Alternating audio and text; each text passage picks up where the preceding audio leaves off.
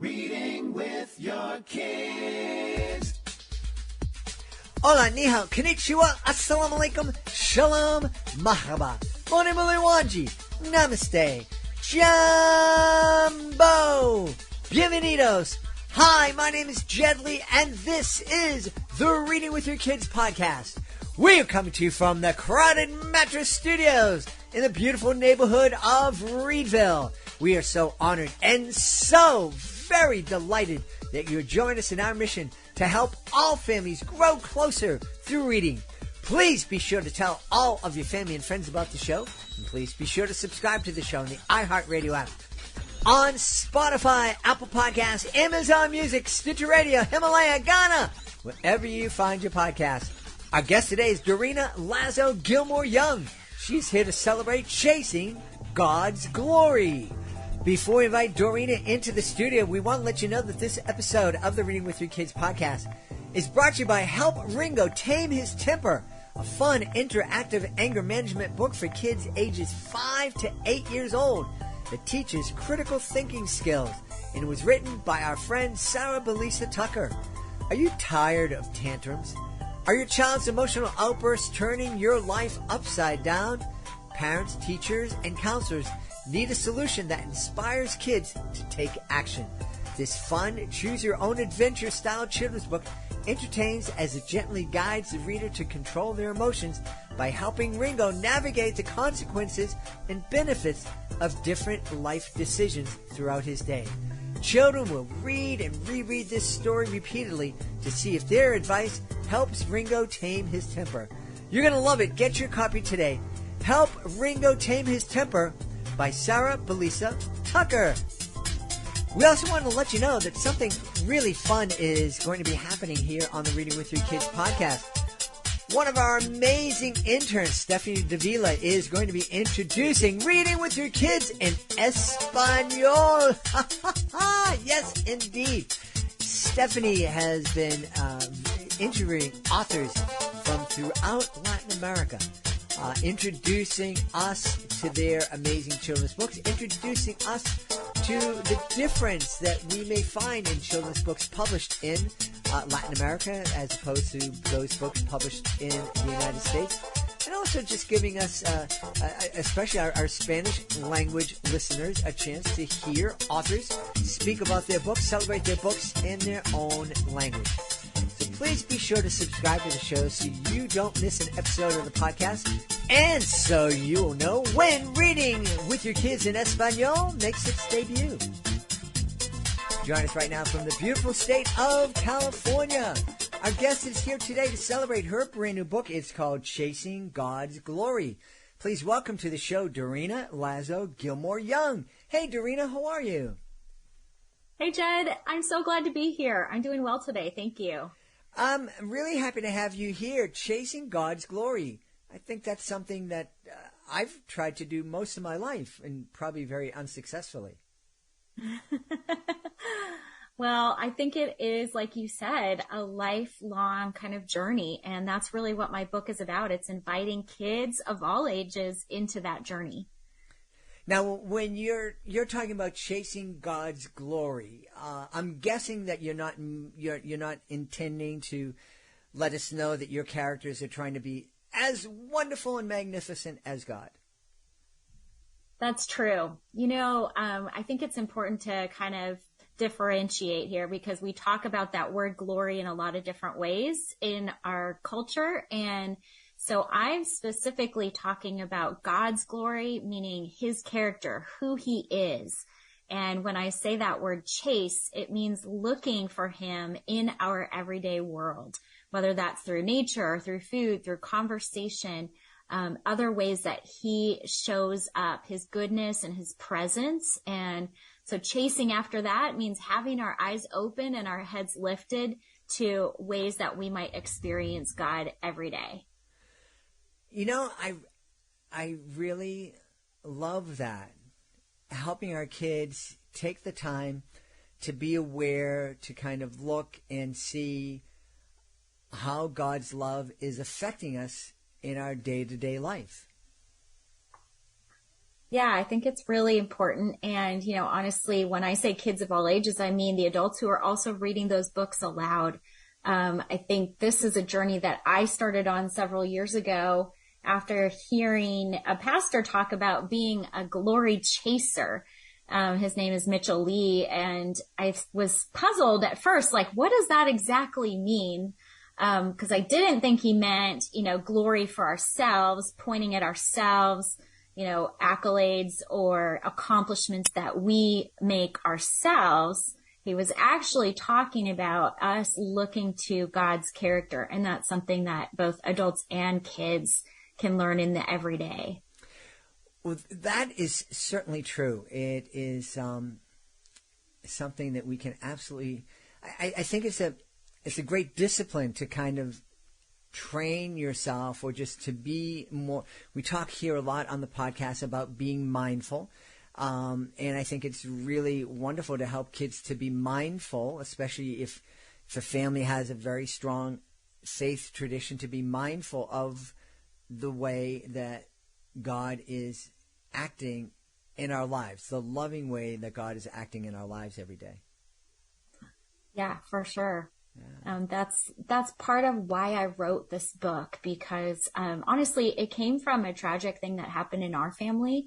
My first husband died of cancer 8 years ago, and at that time, my 3 girls were young. They were ages 2, 5, and 8, and it was a time, obviously, of hard grief in our family.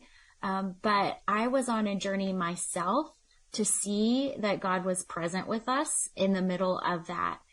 So we, as a family, the 4 girls, we would go on these little kind of glory treasure hunts where we would be looking in the neighborhood. We would be looking through our day to see where God showed up for us, or where God encouraged our hearts. How, and I'm incredibly sorry for both you and your girls to have suffered that tragedy. And I'm curious, how were you, and through your help, how were your girls able to not fall into what I think a lot of people would fall into, saying, okay, forget about finding how God is acting in my life right now. Where were you, a month ago when I needed you to save my dad?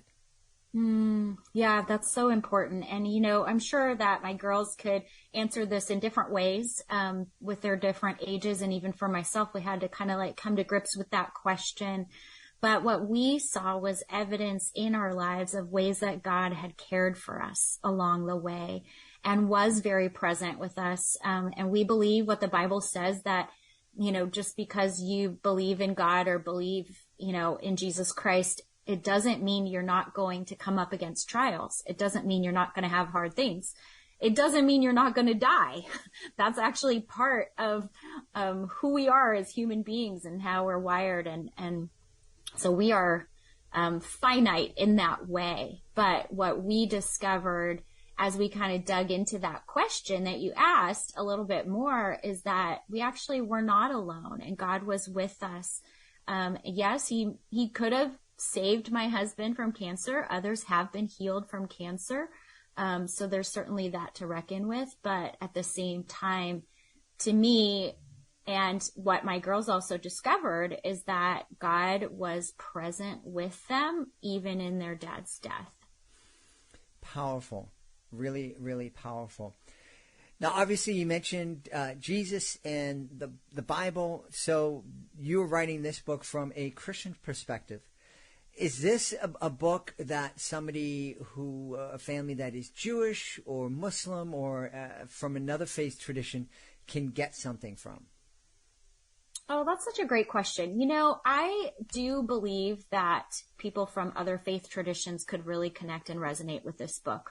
The book is really talking about God's glory. And so their understanding of God, whether, Jewish or from a different religious background, I think is something that, people from all different backgrounds could relate to and connect with. And maybe it would be a good thing of asking questions about our faith. It would instigate, some of those conversations, which I've had with my own children and other children, I have other books that I've written as well. So I do a lot of speaking in the schools. And, these questions about who we believe we are, who we believe God is, of our present life and the afterlife, these are important questions that we can be and should be discussing.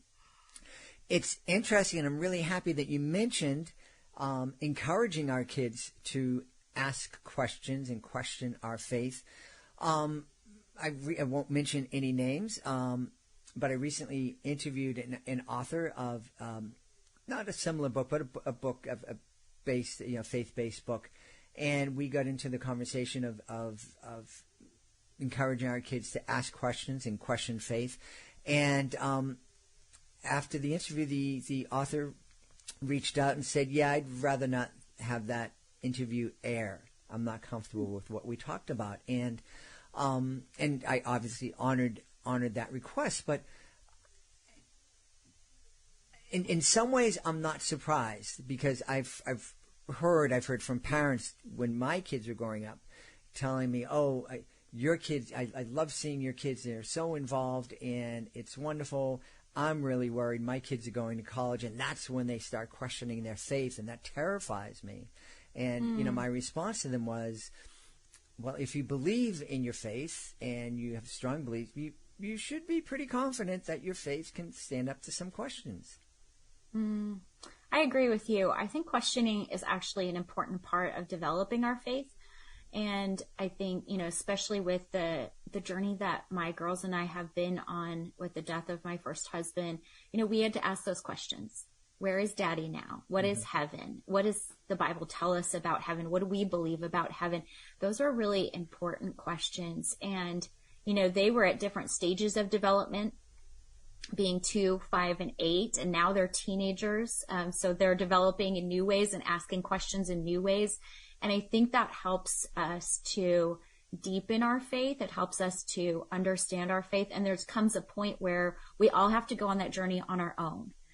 So even from the young ages that they were, it was important to me that I made space for their questions, and I didn't have the answers to all their questions. So some of that was, like I said, a treasure hunt. Some of it was reading the Bible together, seeing what we learned from that, reading other books, and even getting outside into nature, getting out into creation, which is really what Chasing God's Glory, the picture book, is all about. The girl starts with a question. She starts with this question: what is glory? And her mama, instead of giving her like, oh, here's, 3 sentences that gives you a definition, she says, let's go look for it. And so they jump on their bikes and they go on this little hunt through their neighborhood, and they start to talk about glory and God's glory and what that looks like. Yeah. You mentioned that there were some questions that your daughters had that you weren't able to answer. Mm-hmm. Where did you find the wisdom and also the courage to admit to your kids that I don't know? Well, it was the truth, right? I didn't know.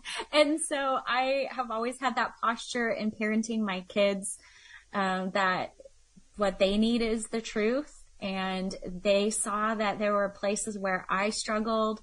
But I do believe that, as a Christian, as a believer in God, that He makes that space for us to ask those questions. God's not afraid of our questions.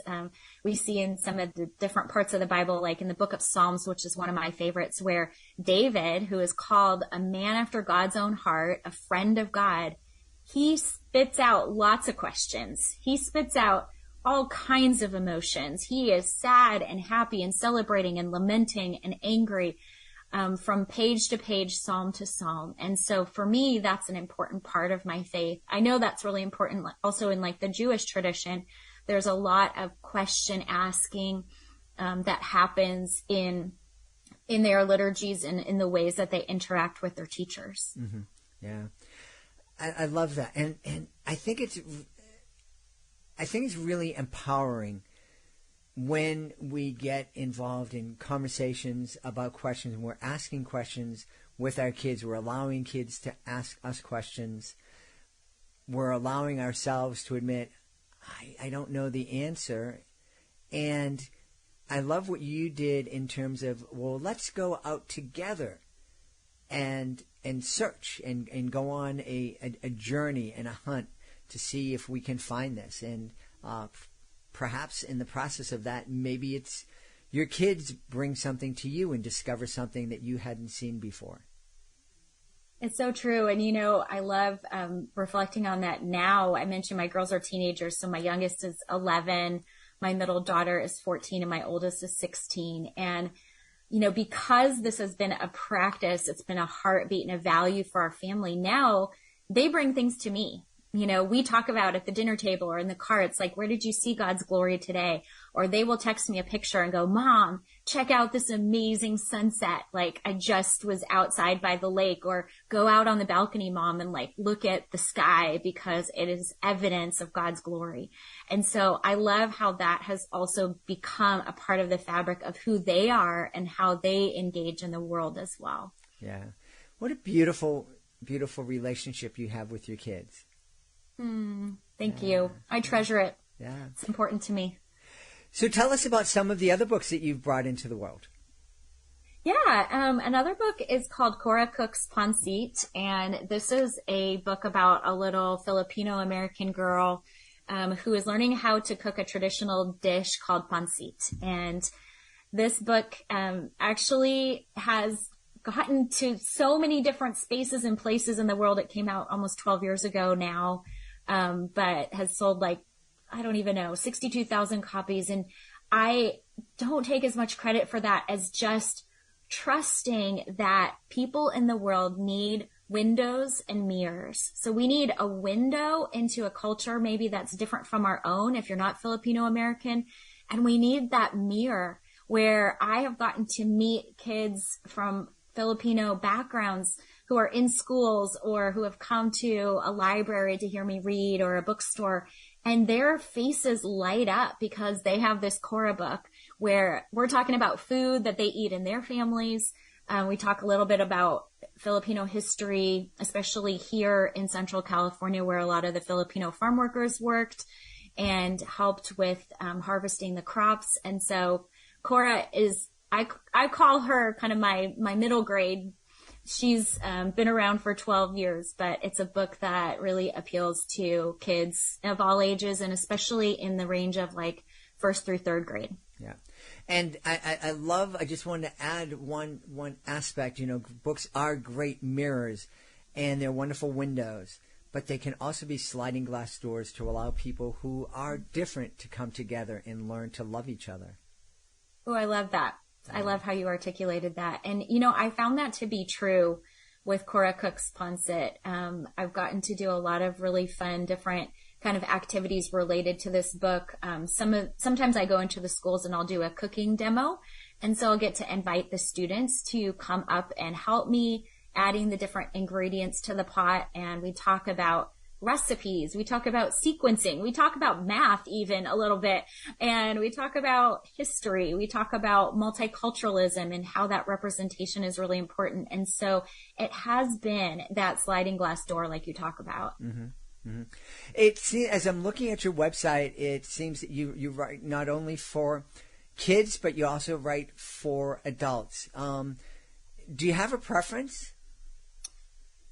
You know what? I don't. I vacillate back and forth. I started out in journalism actually as a newspaper reporter. And so that's where some of my curiosity and question asking comes from. And then ventured out into writing books for kids and a master's program with Children's Lit. And then started writing for nonfiction for adults, especially after my husband died, telling our family story and writing some inspirational, devotional type of things that would encourage other people who have gone through tragedy or gone through grief. So I enjoy doing both of those. I'm the type of person who loves new projects. And so in every season and every year, I'm looking at, okay, what projects are on my plate and what can I say yes to? What do I say no to? But I really enjoy reading kids' books and going out into the community and being able to read with kids. So that aspect of it, I would probably favor writing books for kids, although I like all the different genres. Yeah. Well, you mentioned, you brought it up. I know authors sometimes don't like talking about it, but you brought up loving new projects. Is there a new project that you're working on today that you can give us a little sneak preview of? Yes, actually. So Chasing God's Glory comes out in April 23, and then I have another children's book that will be coming out in April 24, which is called Kailani's Gift. And that is a fun book about a little girl learning to dance a Filipino dance called the Tininkling, and just how sometimes when we try new things, when we're courageous to try new things, there's growth that happens within us, but it's also a gift to the world. So that's what that book is really about. I'm also in the midst of writing a Bible study that is for adults, and I have a book coming out this fall about grief that is for adults as well. Well, I know people are going to want to know where they can go to find out more about Chasing God's Glory, and find out more about all the books that you've written, and also find out a little bit more about you. Well, the easiest way to do that is to hop over to my website. It's DorinaGilmore.com. I'm sure we can link it in the show notes too. Mm-hmm. I also hang out on Instagram at Dorina Gilmore and post there almost every day. So if you want to connect a little bit more personally, through Instagram and my website is the way to connect. Well, Dorina, I really thank you for joining us today and sharing with us some insight. It's been a lot of fun. We've been talking to the author of Chasing God's Glory, a great children's book, from our guest, Dorina Lazo Gilmore Young. Dorina, thanks so much for being with us. Thanks, Jed. Take care. Please be sure to join us for the next episode of the Reading with Your Kids podcast. Our guest would be Brianna Clement. She'll be here. Will you? I hope so. Want to thank the folks who made today's show so wonderful. Chris, want to start by thanking our guest, Dorina Lazo Gilmore Young. Please be sure to check out Chasing God's Glory. Also want to thank our sponsor, Sarah Belisa Tucker. Please be sure to pick up your copy of Help Ringo Tame His Temper. Hey, also, please be sure to subscribe to the Reading with Your Kids podcast on Spotify, Himalaya, the iHeartRadio app, Amazon Music, Apple Podcasts, wherever you find your podcast, so you won't miss an episode and you will be the first to know when Reading with Your Kids in Espanol makes its debut. I also want to thank my team, Fatima Khan, Rory Grady, Stephanie Davila, Will Cheever, Jordan Saley, Cassandra Masonet. I want to thank my beautiful wife for all the support she gives me. Most of all, we all want to thank you.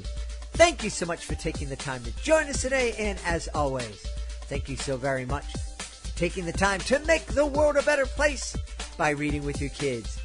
I'll be looking for you in the next edition of the Reading with Your Kids podcast.